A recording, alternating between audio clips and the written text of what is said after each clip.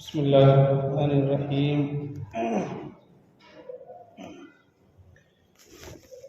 ان الحمد للہ نحمده ونستعینه ونستغفره ونؤمن به ونتوکل علیہ ونعوذ باللہ من شرور انفسنا ومن سیئات اعمالنا من يهده الله فلا مضل له ومن يضلله فلا هادي له ونشهد أن لا إله إلا الله وحده لا شريك له ونشهد أن سيدنا ومولانا محمدا عبده ورسوله أما بعد فأعوذ بالله من الشيطان الرجيم بسم الله الرحمن الرحيم کل نفس ذائقۃ الموت صدق اللہ العظیم۔ محترم حاضرین، معزز سامعین نظام، میرے نوجوان دینی بھائیوں، بزرگوں، دوستوں، اللہ رب العزت نے ہمیں اس دنیا کے اندر بھیجا ہے تو بھیجنے کا کیا مقصد ہے؟ اگر ہم اس مقصد کو سمجھ لیں تو یقیناً ہم کامیاب ہو جائیں، لیکن یہ ہماری کوتاہی ہے، کم علمی ہے، ناسمجھی ہے کہ ہم مقصد کو بغیر سمجھے زندگی گزار رہے ہیں۔ زندگی تو بہرحال ایک دن ختم ہو جائے گی، مقصد کو سمجھ کر کے زندگی گزاریں گے تب بھی ختم ہوگی، اور مقصد کو بغیر سوچے سمجھے زندگی گزاریں گے تب بھی زندگی ختم ہوگی۔ جتنی انسان کی زندگی ہے وہ اتنی سانسیں کاٹ کر، اتنی زندگی کاٹ کر اس مختصر سی دنیا سے رخصت ہو جائے گی۔ میں نے گزشتہ جمعے آپ کے سامنے عرض کیا تھا کہ انسان اس دنیا کے اندر آیا ہے اور امتحان کے لیے آیا ہے۔ یہ دنیا کی زندگی امتحان کی مانند ہے۔ اس دنیا سے جب انسان رخصت ہوگا تو قبر کے اندر پیپر ہوگا، قبر کے بعد اللہ کے حضور قیامت کے میدان میں اللہ کے سامنے کھڑا کیا جائے گا، وہاں بھی اس کا پیپر ہوگا۔ بچہ اسکول میں مدرسوں میں پڑھتا ہے، وہاں پیپر ہوتا ہے، کامیابی ناکامی اس کے سامنے آ جاتی ہے کہ اس نے پورے سال مدرسے کے اندر کیا کیا، پورے سال اسکول کے اندر پڑھا یا نہیں پڑھا، وہ سارا نتیجہ، سارا ایڈورٹائز پیپر کے اندر آ جاتا ہے۔ اس کے بعد نتیجہ نکلتا ہے پیپر کے بعد تو کامیابی اور ناکامی سامنے آ جاتی ہے۔ اللہ کے نبی علیہ السلام نے ہمیں سوالات بتلا دیے، قبر کے بھی اور میدان حشر کے بھی۔ اب وہ بیوقوف ہوئے، اور اس سے بڑا بیوقوف کون ہوگا جو سوالات کو پتہ ہونے کے باوجود جوابات کی تیاری نہ کرے۔ اللہ کے سامنے جواب دہی ہوگی، فرشتے سوالات کریں گے، وہاں جواب دہی ہوگی، لیکن جواب کون دے گا؟ میرے بھائیو، جواب وہ دے گا جس نے اللہ کے حکم کے مطابق زندگی گزاری ہوگی، جس نے اللہ کے نبی علیہ السلام کے طریقوں کے مطابق زندگی گزاری ہوگی، صحابہ کے نقش قدم کو اختیار کیا ہوگا، اولیاء اللہ کی زندگیوں کو دیکھ کر کے اپنی زندگی اسی نہج پر، اسی طریقے پر گزاری ہوگی، وہ جواب دے گا۔ میں نے آپ کو بتایا تھا کہ قبر کے اندر 3 سوالات ہوں گے۔ یہ پہلا پیپر ہوگا، من رب کا، تیرا رب کون ہے؟ من نبی کا، تیرا نبی کون ہے؟ ما دین کا، تیرا دین کیا ہے؟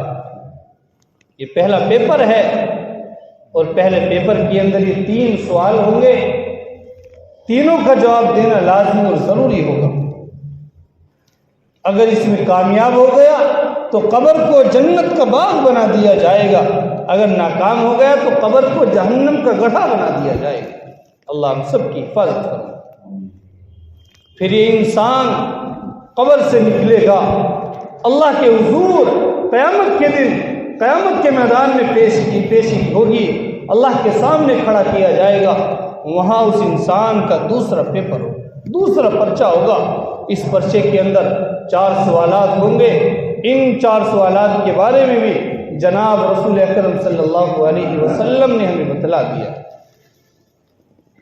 اس پرچے کے اندر سب سے پہلا جو سوال ہوگا وہ یہ ہوگا، اللہ تعالیٰ اپنے بندے سے خود پوچھیں گے، اے میرے بندے، میں نے تجھے زندگی دی تھی، وہ زندگی تو نے کہاں صرف کی، کہاں گزار کر کے آیا؟ چوراہوں پر کھڑا ہو کر کے گزار کر کے آیا، یا شراب کے اور چوہوں کے اڈے پر گزار کر کے آیا، یا میرے حکم کے مطابق زندگی گزار کے آیا، یا میرے حبیب کے نقش قدم پر زندگی گزار کے آیا؟ اللہ تعالیٰ پوچھیں گے اپنے بندے سے، اے میرے بندے، تو نے اپنی زندگی کیسے گزاری؟ میں نے تجھے زندگی دی تھی، تو نے کیسے گزاری؟ جس انسان نے اللہ کے حکم کے مطابق زندگی گزاری ہوگی وہ کہے گا، وہ جواب بھی صحیح دے گا۔ لیکن جس انسان نے رسم و رواج کی پابندی کی ہوگی، شراب اور جوئے کے اور چوراہوں کے اڈوں پر کھڑے ہو کر کے کھیل تماشوں میں صرف اپنی زندگی کر دی ہوگی، تو اس کی زبان بند رہے گی، وہ صحیح جواب نہیں دے گا، سوچے گا میں اب کیا جواب دوں۔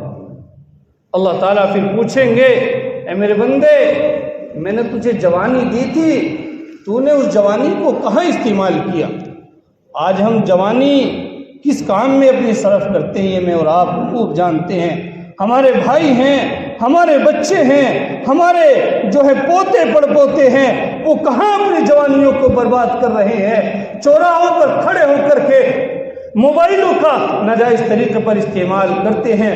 اذان ادھر ہوتی ہے، ادھر ہم اپنے قدم کو چوراہوں کی طرف اور اڈوں کی طرف، شراب اور جوع کی طرف، میدانوں کی طرف اپنے قدم کو بڑھاتے ہیں۔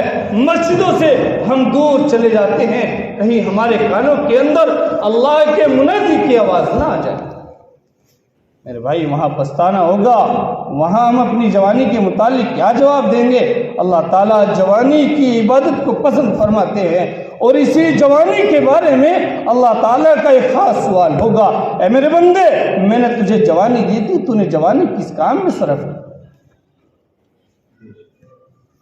پھر اللہ تعالیٰ فرمائیں گے، پوچھیں گے، تیسرا سوال ہوگا، اے میرے بندے، میں نے تجھے علم دیا تھا، تو نے اپنے علم پر کتنا عمل کیا؟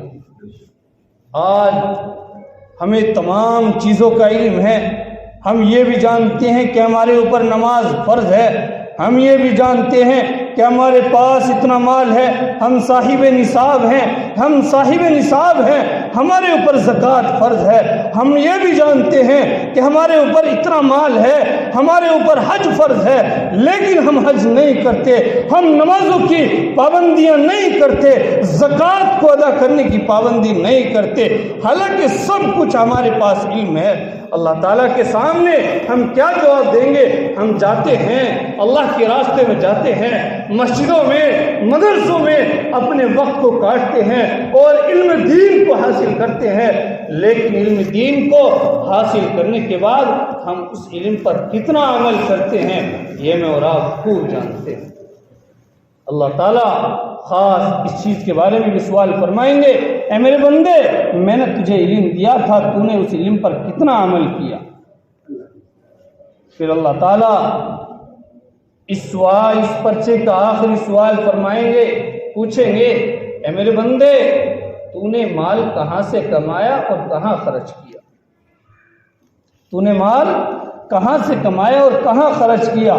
آج ہم کمائی میں انسند لگے ہوئے ہیں، نہ ہم یہ دیکھتے ہیں کہ ہمارا کاروبار جائز طریقے پر ہے یا ناجائز طریقے پر ہے۔ آج میں 100 روپے کما کر کے لایا ہوں، جائز کما کر کے لایا ہوں یا ناجائز کسی کے لوٹ کسوٹ کر کے لایا ہوں، ہم وہی پیسہ اپنے منہ میں کھاتے ہیں، وہی پیسے کو ہم اپنے گھر کے اندر استعمال کرتے ہیں، اسی پیسے کو کھا کر ہم اپنی بیوی سے صحبت کرتے ہیں، اور اسی صحبت سے وہ نطفہ ٹھہر جاتا ہے، اسی نطفے سے اللہ کے حکم سے بچہ پیدا ہوتا ہے۔ میرے بھائیوں، اب اندازہ لگاؤ اس کی رگوں کے اندر جو خون دوڑے گا وہ جائز طریقے سے دوڑے گا یا ناجائز طریقے سے دوڑے گا؟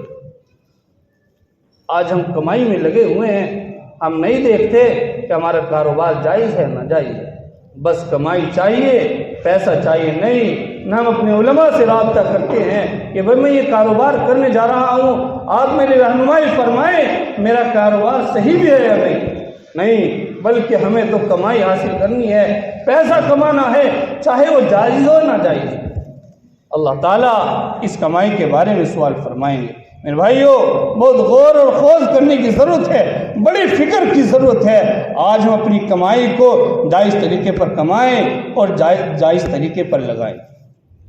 آج ہم جائز طریقے پر کماتے ہیں لیکن ہمارا پیسہ ناجائز طریقوں پر جا رہا ہے، ہمارا پیسہ ناجائز طریقوں سے آ رہا ہے، لیکن ہم اپنے پیسے کو جائز طریقے میں استعمال کرتے ہیں۔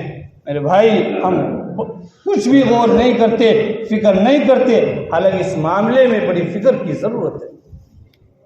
اللہ کے نبی علیہ السلام نے ان دونوں پرچوں کے سوالات ہمیں بتلا دیے، اب ضرورت اس بات کی ہے کہ ہم ان سوالات کے جوابات دینے کی تیاری کریں۔ ہم تیاری کریں گے تو انشاءاللہ ہم دنیا اور آخرت دونوں جہاں میں کامیاب ہو جائیں گے۔ یہ باتیں ہمیں اچھی طرح سمجھ میں آ سکتی ہیں، لیکن دل قبول کرے تب بات ہے، من کی آنکھ کھولنے کی ضرورت ہے۔ اگر کوئی شخص آنکھوں پر پٹی باندھ لے اور خواہشات اس کو اندھا بنا دے تو وہ جو مرضی کرتا پھرے، نیکی کا وقت آئے تو ہم کہتے ہیں کہ بھئی آج نہیں، کل سے میں نماز شروع کر دوں گا، صبح نماز پڑھ لوں گا، نہا دھو کے نماز پڑھ لوں گا، ابھی میں سفر میں جا رہا ہوں، سفر سے واپس آؤں گا تو انشاءاللہ میں آج سے ہی نماز شروع کر دوں گا۔ یہ باتیں جانتے ہیں آپ کس لیے کرتے ہیں؟ ہم یہ باتیں اس لیے کرتے ہیں، بالخصوص ہمارے نوجوان، وہ اس لیے کرتے ہیں کہ ابھی میں کون سا بوڑھا ہو گیا، ابھی میں کون سا دادا بن گیا، ابھی تو میری بڑی لمبی عمر ہے، بڑا لمبا زمانہ اس دنیا کے اندر کاٹنا ہے، جب جا کر کے میری موت آئے گی۔ میرے بھائی، یہ سب کے سب دھوکہ ہے۔ یہ باتیں اس لیے کرتے ہیں کہ ابھی تو میری عمر 15-16 سال ہے، ابھی تو میری شادی ہوگی، میرے بچے ہوں گے، میں پھر جا کر کے بوڑھا ہوں گا، تب جا کر کے میری موت آئے گی۔ حالانکہ یہ سب کا سب دھوکہ ہے۔ حقیقت تو یہ ہے کہ بوڑھوں کو بھی موت آتی ہے، جوانوں کو بھی موت آتی ہے، بچوں کو بھی موت آتی ہے۔ کتنی دفعہ آپ نے دیکھا ہوگا کہ معصوم بچے اپنی ماؤں سے جدا ہو جاتے ہیں، مائیں اپنے بچوں کو چھوڑ کر دنیا سے رخصت ہو جاتی ہیں۔ میرے بھائی، حقیقت یہ ہے کہ موت کا وقت متعین ہے، کون جانتا ہے کس کی موت کا وقت کب ہے؟ ہم شام کو پکڑ پائیں گے یا نہیں، عصر کی نماز کا وقت کس کے مقدر میں ہے، کس کو نہیں، یہ کون جانتا ہے؟ کوئی نہیں جانتا۔ اس لیے میرے بھائی، ہر وقت موت کے لیے تیار رہنے کی ضرورت ہے۔ ایک واقعہ کتابوں کے اندر لکھا ہے، ایک بادشاہ کا ایک باغ تھا، ایک بادشاہ کا بڑا لمبا چوڑا باغ تھا، اس کے کئی حصے تھے اور ہر حصے کے اندر پھل لگے ہوئے تھے۔